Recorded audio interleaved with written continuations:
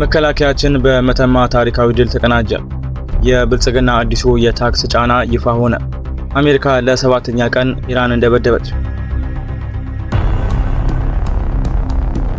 ሰበር ዜና። ኢትዮጵያ ዳር ድንበሯን አስከበረች። የአልቡርሃን ጦር የፈጸመውን ወረራ ተከትሎ የኢትዮጵያ መከላከያ ሰራዊት በወሰደው ፈጣን እርምጃ የጠላት ኃይል በመተማ ድንበር ላይ ተደምስሷል። ድንበር ጥሶ የገባው ጦር ከጥቂት ደቂቃዎች የተኩስ ልውውጥ በኋላ ወደ ኋላ መሸሹ ተሰምቷል። በአንድ በኩል ድንበራችን ሲደፈር፣ በሌላ በኩል የሱዳን መሪ በአስመራ ለምን ታዩ?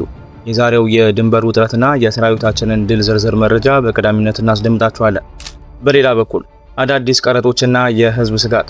ከዓለም አቀፉ የገንዘብ ድርጅት IMF የሚገኘው ብድር እንደ እናት መቀነት ቀላል ነው በማለት ጠቅላዩ ገልጸውት የነበረ ቢሆንም ዛሬ ግን የመላቀቂያው መቀነት የዜጎችን ትከሻ እያደቀቀ ይገኛል። መንግስት አዳዲስ ቀረጦችን በነዳጅ በሪል ስቴት እና በተለያዩ የኑሮ መሰረታዊ ነገሮች ላይ ለመጣል መወሰኑን ተከትሎ የኑሮ ውድነቱ ለወገኖቻችን የመጨረሻ ፈተና ሆኗል። ዝርዝሩን እንመለስበታለን። ከውጪ ዜና፣ ፕሬዝዳንት ትራምፕ የሰላም ስምምነቱን በይፋ ቀደዱ። በምትኩ የጦርነት ነጋሪት ተጎሰመ። የሆርሙዝ ወሽመጥ የዓለምን የነዳጅ አቅርቦት ለ1/5 የሚቆጣጠር ወሳኝ መስመር ነው። አሁን ግን ይህ መስመር የጦር ሜዳ ሆኗል። አሜሪካ ለሰባተኛ ምሽት ጥቃቷን ስትቀጥል፣ ኢራን ደግሞ የአጸፋ ምላሽ እየሰጠች ትገኛለች። ዝርዝሩን ይዘናል። አብራችሁን ቆዩ። ሰላም ውድ ቤተሰቦች እንደምን አላችሁ? ይህ ዜና ላፍታ ነው። ቪዲዮውን ላይክ በማድረግ ይጀምሩ እያልን ወደ ዝርዝር ዜናዎቹ አለፍን። ሰበር ዜና። የኢትዮጵያ መከላከያ በኩምሩክ ድንበር አኩሪ ድል ተቀናጀ። የአልቡርሃን ጦር ድንበር ጥሶ በመግባቱ ጥብቅ እርምጃ ተወሰደበት። ታላቅ የድል ዜና። የኢትዮጵያ ሀገር መከላከያ ሰራዊት ዳር ድንበሩን በማስከበር በጠላቶቹ ላይ ታሪካዊ ድል ተቀናጀ።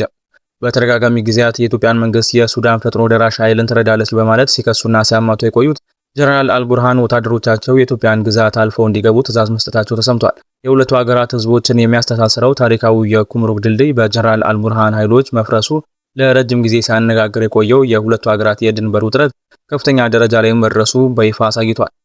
በአካባቢው የነበረው የደህንነት ክፍተት በመጠቀም የሱዳን ወታደሮች እስከ 20 ኪሎ ሜትር ድረስ ወደ ኢትዮጵያ ግዛት ዘልቀው በመግባት በንጹሃን ገበሬዎች ላይ ዝርፊያና እንግልት ሲፈጽሙ ቆይተዋል። ይህ አሳፋሪ ድርጊት መላውን የኢትዮጵያ ህዝብ በእጅጉ ሲያሳዝንና ሲያበሳጭ የነበረ ቢሆንም የኢትዮጵያ መከላከያ ሰራዊት ግን የሁኔታውን አሳሳቢነት በመረዳት አፋጣኝ ምላሽ ሰጥቷል። የኢትዮጵያ መከላከያ ሰራዊት ዛሬ በማለዳ በወሰደው ድንገተኛና መብረቃዊ እርምጃ መተማ አካባቢ የነበረውን የአልቡርሃንን ጦር ከአፈር መደባለቁ ተሰምቷል። ተስፋፊው የአልቡርሃን ኃይል ለጥቂት ደቂቃዎች ያህል የተኩስ ልውውጥ ለማድረግ ቢሞክርም የመከላከያ ሰራዊታችን የላቀ ወታደራዊ ብቃትና ቁርጠኝነት የተነሳ ከቀናት በፊት በፈጠረው ትምክህተኝነት ሊቀጥል አልቻለም። የተረፈው የሱዳን ጦር ከፊቱ የነበረውን ጥብቅ ተግሳጽ በመፍራት ወደ ሱዳን እግር አውጪኝ ብሎ ለመሸሽ ተገዷል። ይህ ድርጊት የኢትዮጵያ መከላከያ ሰራዊት ለሀገሩ ሉዓላዊነት ያለውን የማይናወጥ ቁርጠኝነት በተደጋጋሚ ያረጋገጠበት ሲሆን ጠላት እንደገና እንዳይዳፈር ትልቅ ትምህርት የሰጠበት ወታደራዊ ክዋኔ ሆኗል። ይህ ሁሉ ወታደራዊ ውጥረት እየተካሄደ ባለበት በዚህ ወሳኝ ወቅት የሱዳኑ ጀነራል አብዱል ፈታህ አልቡርሃን በኤርትራ አስመራ ድንገተኛ ጉብኝት እያደረጉ ይገኛል። ጀነራሉ ከፕሬዝዳንት ኢሳያስ አፈወርቂ ጋር በቀጠናው የጸጥታ ጉዳዮች ዙሪያ ምክክር እያደረጉ ባሉበት ሰዓት በኩምሩክ ድንበር የጦርነት ክስተት መፈጠሩ ጉዳዩ ከቀጠናው የፖለቲካና የጸጥታ ትንተና አንጻር ይበልጥ አሳሳቢና ስፋት ያለው አድርጎታል። መከላከያችን በጀግንነት የጠበቀው የኢትዮጵያ ድንበር አሁንም ሙሉ በሙሉ በቁጥጥር ስር ውሎ ሀገራዊ ክብራችን ተጠብቋል። ስለ ቀጣዩ የድንበር ሁኔታና ስለ ጀነራል አልቡርሃን የአስመራ ቆይታ ተጨማሪ መረጃዎች ሲደርሱን ወደ እናንተ የምናደርስ ይሆናል። እርስዎም በዚህ መረጃ ላይ ያሉትን ማንኛውም ሀሳብና አስተያየት በኮሜንት ሴክሽን ላይ እንዲያጋሩን እየጋበዝን አሁን በቀጥታ ወደ ቀጣዩ ዜና እንለፍ። አስቸኳይ መረጃ። ከእናት መቀነት እስከ ዜጎች ትከሻ። የIMF ብድርና አዲሱ የግብር ውሽንፍር። ኢትዮጵያ ከዓለም አቀፉ የገንዘብ ድርጅት IMF $5 ቢሊዮን ብድር ለማግኘት ስትል በዜጎች ኪስ ላይ ከፍተኛ ጫና የሚያሳድሩ አዳዲስና አስደንጋጭ የታክስ ማሻሻያዎችን ተግባራዊ ለማድረግ መወሰኗ ተሰምቷል። ከዚህ ቀደም ጠቅላይ ሚኒስትር ዶክተር አብይ አህመድ የIMF ብድርን ከእናት መቀነት መፍታት ጋር በማነጻጸር ቀላል እንደሆነ ቢገልጹም ዛሬ የዚያ ብድር ዋጋና የቤት ስራዎች በተራው ዜጋ ትከሻ ላይ እየበረቱ መጥተዋል። አዲሱ የፖሊሲ ማሻሻያ በነዳጅ ድጎማው ሙሉ ለሙሉ መነሳት፣ በሪል ስቴት፣ በመኪና ባለቤትነት፣ በአልኮል፣ በትንባው እንዲሁም በኢንቨስትመንት ታክስ ነፃ መብቶች ላይ ያነጣጠረ ሲሆን ይህ ማለት ደግሞ የኑሮ ውድነቱ ወደማይቀለበስ አቅጣጫ እየተጓዘ መሆኑን በግልጽ ያሳያል። መንግስት የሀገሪቱን የውስጥ ገቢ በከፍተኛ ሁኔታ ማሳደግ እንደ ቅድመ ሁኔታ ተቀብሎ እየተንቀሳቀሰ ቢሆንም የኤክሳይዝ ታክስ፣ የተጨማሪ እሴት ታክስ ቫት እና የዋጋ ግሽበት አጣብቅኝ ውስጥ የከተተው ዝቅተኛና መካከለኛ ገቢ ያለው ህብረተሰብ የዚህን የኢኮኖሚ ሪፎርም መሪር ውጤት በቀጥታ እየቀመሰው ይገኛል። በተለይ የውጭ ምንዛሪ ተመን መለቀቁን ተከትሎ የሸቀጦች ዋጋ ጣሪያ በነካበት በዚህ ወቅት ታክስ ያልነካቸው ዘርፎች ሁሉ ወደ ታክስ መረቡ ለማስገባት የሚደረገው ጥረት በንግዱ ማህበረሰብና በሸማቹ ላይ ድርብ ጫና መፍጠሩ አነጋጋሪ ሆኗል። ብድር ማግኘት ብቻውን መፍትሄ ሊሆን ይችላል ወይስ የብድሩ ቅድመ ሁኔታዎች በድሃው ጫንቃ ላይ የሚከመር ሸክም ናቸው የሚለው ጥያቄ በብዙዎች ዘንድ የዕለት ተዕለት ስጋት ሆኖ ተስተጋብቷል። ታክስ ለሀገር ግንባታ አስፈላጊ መሆኑ አይጠያይቅም። ነገር ግን ዋናው ጥያቄ የተሰበሰበው ገቢ በአግባቡ ለህዝብ አገልግሎት እየዋለ ነው ወይ የሚለው ነው። ከኢኮኖሚ ሪፎርሙ ጀርባ ያለው የብድርና የክፍያ ግዴታ በዜጎች ደጃፍ ላይ ሲያርፍ ይህንን የዋጋ ጫና ለመቋቋም የተዘረጉ የደህንነት መረቦች ሴፍቲ ኔትስ በቂ ናቸው ወይ የሚለው ጉዳይ አሁንም አጠያቂ ነው። በእርግጥም ዜጎች የሚጠይቁት ታክስ መክፈል የለብንም ሳይሆን የምንከፍለው ታክስ የኑሮ ዋስትናችንን እያረጋገጠ ነው ወይ የሚለው የፍትሃዊነት ጥያቄ ነው። የሀገር ኢኮኖሚ በዜጎች ቁጥር ሲያድግ የዜጎች የዕለት ተዕለት ህይወትም አብሮ መሻሻል ካልቻለ ሪፎርሙ ከታቀደው ግብ ይልቅ የህዝብን ብሶት የሚያባብስ ይሆናል።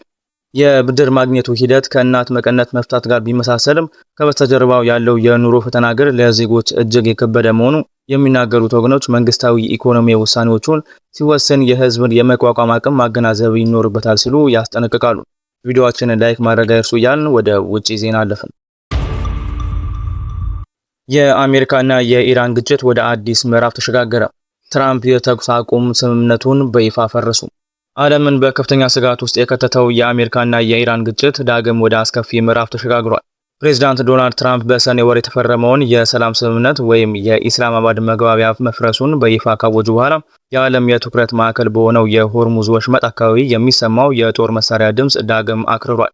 የአሜሪካ ማዕከላዊ እዝ ሴንትኮም በግልጽ እንዳስታወቀው የአሜሪካ ተዋጊ ጄቶችና ድሮኖች የኢራንን ወታደራዊ ሎጂስቲክ ከመሬት በታች የሚገኙ የጦር መሳሪያ ማከማቻዎችንና የባህር ኃይል አቅሞችን ኢላማ በማድረግ ለሰባተኛ ተከታታይ ምሽት ከፍተኛ የአየር ድብደባ ፈጽመዋል። የኢራን አብዮታዊ ዘብ በሆርሙዝ ወሽመጥ በተቀበሩ ፈንጂዎች 2 የነዳጅ ጫኝ መርከቦች መፈንዳታቸውንና በእሳት መያያዛቸውን ቢገልጽም ሴንትኮም ይህ ዘገባ ሙሉ በሙሉ ሐሰት በማለት ውድቅ አድርጎታል። ይህ ክስተት የዓለምን የነዳጅ አቅርቦት በ1/5 የሚቆጣጠረው ወሳኙ የሆርሙዝ ወሽመጥ በውጥረት መታመሱን ያሳየ ሲሆን በግጭቱ ምክንያት በቦታው የሚያልፉ መርከቦች ቁጥር በከፍተኛ ሁኔታ መቀነሱ የዓለምን ኢኮኖሚ ስጋት ላይ ጥሎታል። የዮርዳኖስ ጦር በበኩሉ ከኢራን የተወነጨፉ 10 ሚሳኤሎችን በየብስ ላይ ማክሸፉን በመግለጽ የጦርነቱ ነበልባል ከድንበር አልፎ በክልሉ ሀገራት ላይ እያሳደረ ያለውን ተጽዕኖ በይፋ አሳይቷል። ምንም እንኳን ሴንትኮም ድብደባው ከእኩለ ሌሊት በፊት መቆሙን ቢገልጽም አሜሪካና ኢራን በየቀኑ በሚያደርጓቸው ጥቃትና አጸፋዊ ምላሾች የዓለም አቀፉ ማህበረሰብ ስጋት ከቀን ወደ ቀን እየጨመረ ይገኛል። ለዓለም ነዳጅ ዋጋ መናር ዋነኛ ምክንያት የሆነው የሆርሙዝ ወሽመጥ የት ድረስ እንደሚዘልቅ ሁሉም በጉጉት የሚጠብቀው ወሳኝ ጉዳይ ሆኗል።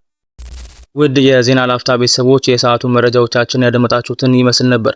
ስለተከታተላችሁን እያመሰገንን ቻናላችንን ሰብስክራይብ በማድረግ ቤተሰብ እንድትሆኑ እየጋበዝን በዚሁ ተሰናበትን። ጤና ይስጥልን።